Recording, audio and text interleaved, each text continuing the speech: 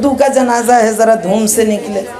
اور اس کے علاوہ جو خشک مقدس ہیں، آیت اللہ جناب استاد شہید مرتضیٰ مطہری نے بڑا ہی اچھا خطاب دیا ہے ان کو، بیچارے خشک مقدس، دین کی الف بے جن کو معلوم نہیں ہے وہ دوسروں کو دین سکھانے چل پڑتے ہیں۔ یہ بڑی ہی شرم کا مقام ہے، بہت شرم کا مقام ہے۔ آپ ہمیں اپنا کام کرنے دیں، خدا را ہمیں اپنا کام کرنے دیں، ہمیں معلوم ہے ہم نے اپنا کام کیسے کرنا۔ آپ کو ایک بات بتا دوں، چونکہ وقت میں گنجائش نہیں ہے، مجھے کل ایک خاتون کا کیلیفورنیا سے فون آیا۔ میں اتنی سوشل میڈیا سے اویئر نہیں ہوں، مجھے اتنی زیادہ اس کی سمجھ نہیں ہے، تو انہوں نے کہا کہ یہ یوٹیوب پہ تقریر کے دوران جو کامنٹس پاس ہوتے ہیں، تو میں نے کہا میں تو دیکھ رہی ہوں ٹی وی پہ، مجھے تو نہیں نظر آ رہا کہ نہیں آپ اپنا موبائل کھولیے۔ مجھے ابھی اچھا ابھی تو نہیں ہے میرے پاس، فراغت نہیں ہے۔ بہرحال تو مسئلہ یہ ہے کہ ایک فقہی مسئلہ آپ کو بتا دوں، وہ مسئلہ یہ ہے، تمام فقہائے اسلام جتنے ہیں سب کا اتفاق ہے اس بات پر کہ عورت جب نماز پڑھتی ہے یا باہر جاتی ہے، اس کے بال چھپے ہوئے ہوں، اس کی یہ رسٹ لائن بھی چھپی ہوئی ہو کلائی کی، اس کے نماز کے دوران ایڑیوں تک ٹانگیں بھی ڈھکی ہوئی ہوں نماز میں جائے جب تو، لیکن یہ بھی سبھی کا متفقہ فتویٰ ہے یہ جو میں نے بیان کیا، لیکن کسی نے یہ نہیں کہا کہ اس خوف سے کہ نماز کے دوران یا بازار میں جاتے اس کے بال کہیں اچانک ویزیبل نہ ہو جائیں یا اس کے بدن کا کوئی حصہ ایکسپوز ہو جائے تو وہ کئی لیئرز پہنے، اس کا حکم نہیں ہے۔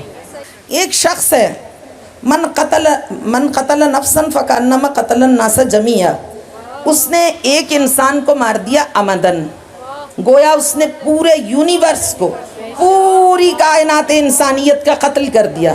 یہ قرآن کی آیت ہے، کسی فقیہ کا فتویٰ نہیں ہے، قرآن کی آیت ہے۔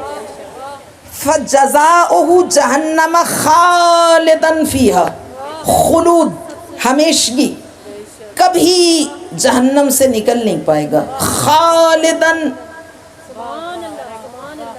من قتل مؤمنا متعمدا، جس نے جان بوجھ کے انٹینشنلی قتل کیا وہ جائے گا بھی جہنم میں، اور جزاؤہ جہنم خالدہ، ہمیشہ رہے گا، کبھی کوئی بخشش کی امید ہی نہیں ہے۔ اگر اس بے وقوف کے ہاتھ میں اسلحہ تھا اور اچانک گولی چل گئی اور کوئی مر گیا تو پھر بھی یہی سزا ہے؟ کیا سزا ہے؟ کوئی سزا نہیں، وہ انوسینٹ ہے، بے گناہ ہے۔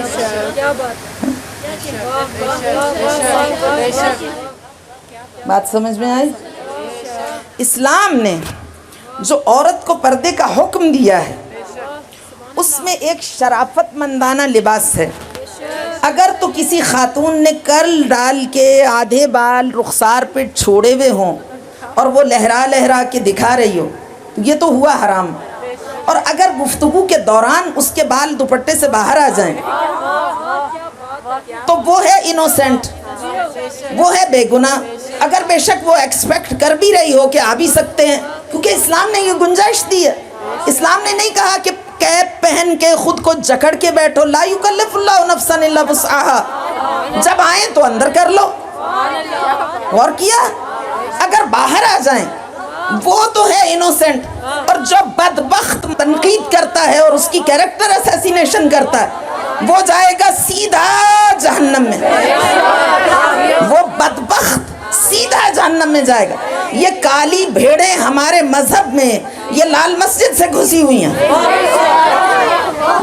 بدبخت، جسے یہ فکر ہے بدبخت کو کہ جوان لڑکیوں کو ان کے اسلام کو میری ذات سے خطرہ ہے، بدبخت جو 25 سال میں نے لڑکیوں کی یہاں تربیت کی ہے، جو 2 گھنٹے کے میں نے خطابات کیے ہیں ان ممبروں سے، پوری دنیا میں میری اتنی کنٹریبیوشن ہے کہ مائیں کہتی ہیں ہم وہ تربیت کر ہی نہیں سکتی تھیں، آپ نے ہمارے بچوں کو لا کے محراب عبادت میں کھڑا کر دیا، آپ نے ہمارے بچوں کی زندگیوں کو بچا لیا۔ اس بدبخت کو یہ فکر ہے کہ لڑکیاں گمراہ ہو رہی ہیں، بدبخت، ملعون بدبخت، میں تمہیں یہ بتا دوں جہنمی تم ہو، مذہب کے غدار تم ہو جو لوگوں میں ایک پروپیگنڈا کیمپین چلا رہے ہو۔ یہ بال پھر بھی باہر آ سکتے ہیں، اچانک آئیں، صاحباً آئیں، آمدن نہ ہو تو گناہ نہیں ہے، آئیں گے تو اندر کر لوں گی۔ کل مائک میں سب نے میری آواز سنی، میں نے بچیوں سے کہا کہ میرے بال ویزیبل تو نہیں؟ انہوں نے کہا نہیں۔ میں نے کہا میک شور کر لے، اگر ہوں تو مجھے بتا دیں۔ جب باڈی موو کرتی ہے باہر بھی آ سکتے ہیں۔ کوئی یہ بات کہے تو جواب یہ دینا چاہیے کہ یہ اچانک ہوا، اس میں گناہ نہیں۔ پاکستان میں سارے علماء نے مل کے سپریم کورٹ میں جا کے شور مچایا کہ آبسینٹی بہت زیادہ بڑھ رہی ہے پاکستان میں، فحاشی بہت بڑھ رہی ہے، اور میڈیا کے کردار کوئی ضابطہ ہی نہیں ہے۔ قاضی حسین احمد صاحب زندہ تھے اس وقت، سارے سنی شیعہ علماء نے وہ کیا کہتے ہیں، قرۂ فال بے نام من دیوانے افتاد، میرا نام آ گیا جی، آپ آئیں وہاں پہ پیمرا کے سپرد کر دیا سپریم کورٹ نے کیس۔ انہوں نے کہا جی ہماری عورتیں تو ڈر کے چپ ہو جائیں گی جب یہ بد زبان عورتیں یہ جو ٹی وی پہ بھی آ کے عورت کا دفاع کرتی ہیں تو یہ ساری ڈانسرز رقاصائیں وہاں پہ ہوں گی۔ کراچی میں رکھا وہاں پہ سیشنز تھے، تو آپ آئیں، آپ کو لڑنا اچھا آتا ہے۔ میرے گھر میں بڑی ریزسٹنس اس بات سے، میرے بھائی تو کہیں کہ سوال ہی پیدا نہیں ہوتا، وہ آپ کی انسلٹ نہ کر دیں۔ میں نے کہا خیر یہ تو ہو نہیں سکتا، اللہ جب تک نہ چاہے۔ تو انہوں نے کہا نہیں آپ کو نہیں پتا، وہ بد زبان، وہ ناتربیت شدہ۔ میں نے کہا تو کیا فرق پڑتا ہے، ہم تو دلیل سے بات کرنے والے لوگ، یہ مانے ہی نہ۔ آخر قاضی حسین احمد صاحب نے بھائی کو فون کیا، انہوں نے کہا دیکھیے سب علماء نے پاکستان کے سنی شیعہ شکر کریں حنفی بریلوی کسی ایک پوائنٹ پہ تو اکٹھے ہوئے، سب نے ان کا نام دیا ہے، تو اب آپ ہرڈل نہ ڈالیں، ان کو آنے دیں کراچی۔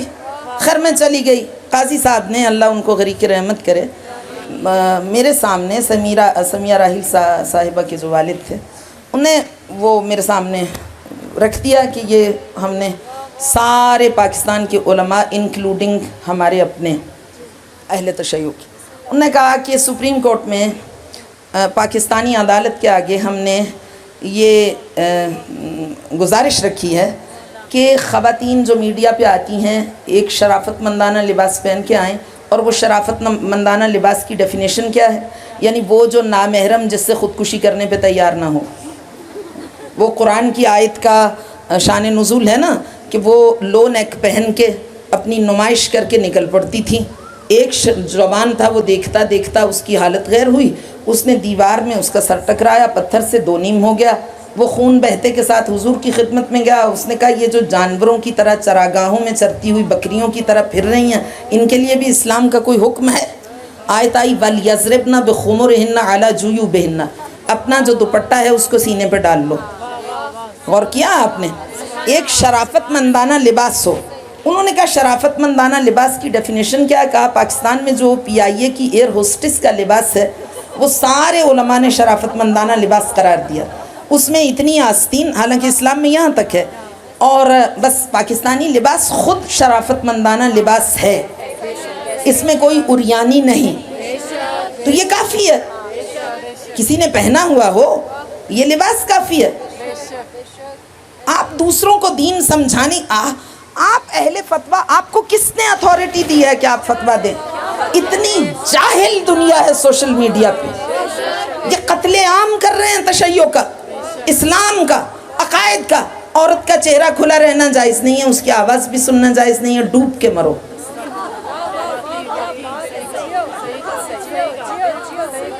جید عالم دین نجف اشرف کے فارغ التحصیل، خدا ان کی عمر میں اضافہ کرے، انہیں قابل رشک صحت عنایت فرمائے، اور صادق ٹرسٹ کو ان کی سرپرستی میں ترقی و ارتقاء اور جو عروج سے نوازے، جناب شیخ شفا، خدا ان کی عمر میں اضافہ فرمائے۔ کئی سالوں سے خواہش مند تھے اور ان کی خواہش میرے لیے حکم کا درجہ رکھتی ہے۔ میرے اپنے ریزنز تھے، میں نہیں آ پا رہی تھی صادق میں، لیکن ان کی خواہش یعنی ان کا حکم میرے لیے کہ میں اس امام بارگاہ میں پڑھوں، یعنی صادق میں پڑھوں۔ ان کو بتا دیجئے پھر کہ فتویٰ کیا ہے۔ عورت کی آواز تو سن نہیں سکتے، چہرہ تو دیکھ نہیں سکتے. افسوس کا مقام، صد افسوس، صد. ہم اپنا کام کر رہے ہیں، تم اپنا. کتے بھونکتے رہتے ہیں، قافلے چلتے رہتے. اور وہ کیا شاعر نے اچھا کہا ہے کہ وہ کہتا ہے کہ ابھی ایک شعر پڑھوں گی تاکہ وہ ردیف اور قافیہ کی سیٹنگ آپ کے ذہن میں ہو جائے، پھر اگلا شعر ہے جو میرے مدعا کو بیان کرتا ہے.